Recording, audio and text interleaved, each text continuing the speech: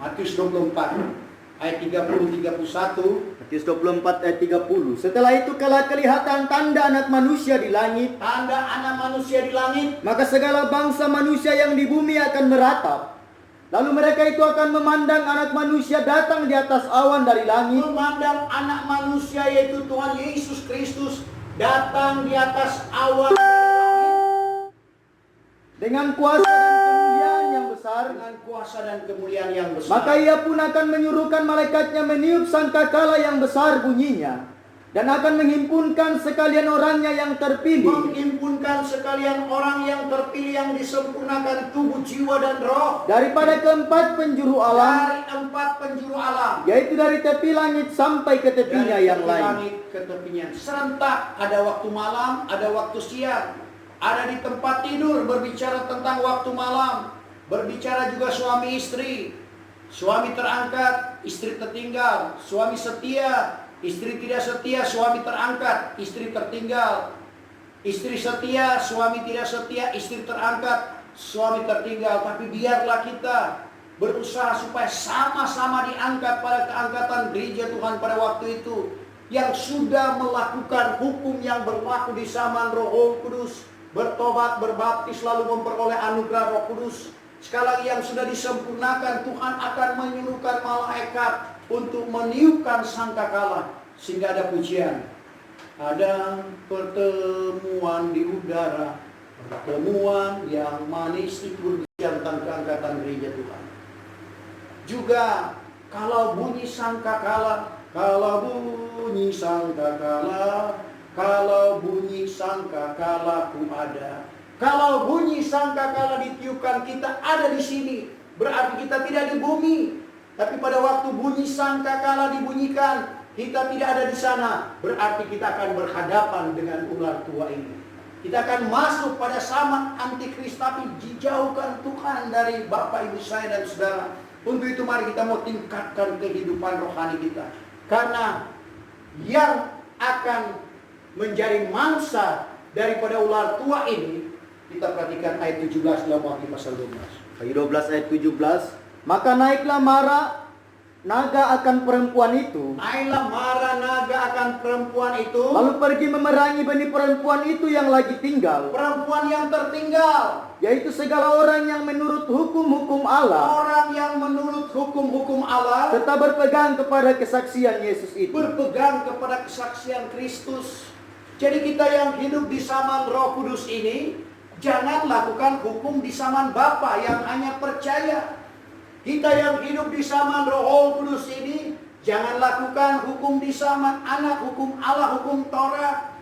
Kita hidup di zaman Roh Kudus, hukum anugerah, bertobat, berbaptis, lalu memperoleh anugerah Roh Kudus.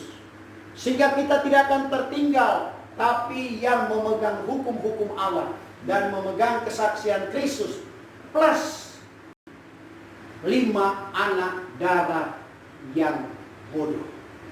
Anak darah berbicara tentang dewasa, sebenarnya sudah dewasa rohani, sudah memiliki karunia-karunia Roh Kudus.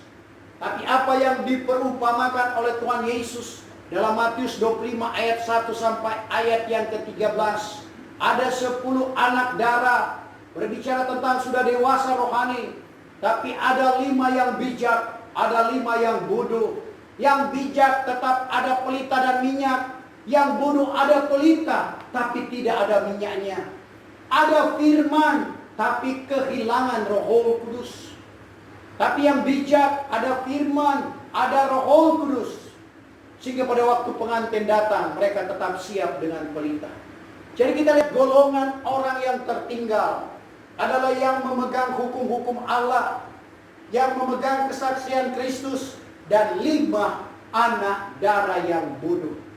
Jangan kita jadi seperti 5 anak darah yang bodoh. Sebab itu mari kita tetap setia apapun. Setia itu merupakan harga mati. Tidak ada alasan bagi kita untuk tidak setia. Mungkin ada alasan yang tepat bagi kita seperti Yunus, ada alasan bagi dia, tapi Tuhan tidak menerima alasan itu. Tuhan inginkan, Ibrani 10 ayat 36, kewajiban bagi kita. Ibrani 10 ayat 36, karena tekun yang wajib bagimu, Tekun yang wajib itu harus. supaya setelah sudah melakukan kehendak Allah, Setelah sudah melakukan kehendak Allah, kamu boleh memegang perjanjian itu. kamu boleh memegang perjanjian itu. Kalau kita tekun, saudara. Karena ini merupakan kewajiban. Setelah melakukan kehendak Allah, kita memegang. Artinya kita menerima perjanjian Allah itu. Yaitu 1 Yahya 2:25. Inilah perjanjian yang Ia janjikan di dalam kehidupan kita, yaitu hidup kekal. Berbicara tentang hidup senang selama-lamanya bersama dengan Tuhan. Untuk itu, firman Tuhan datang kepada kita, mengingatkan kepada kita supaya kita tidak masuk pada zaman antikris, kepada kerusakan yang besar. Mari kita mau memperbaiki iman kita. Kita meningkatkan kehidupan rohani kita. Kita dapat bercermin. Kalau kita sudah dibaptis dengan air, jangan sampai situ saja. Kita tingkatkan. Karena Filipi pasal 3:16.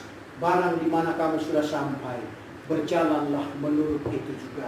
Kalau kita sudah sampai pada kebenaran yang sesungguhnya, mari kita berjalan menurut itu juga. Filipi 3 ayatnya yang ke-16. Filipi 3 ayat 16, hanya barang di mana kita sudah sampai, Barang di mana kita sudah sampai, biarlah kita berjalan menurut itu juga. biarlah kita berjalan menurut itu juga.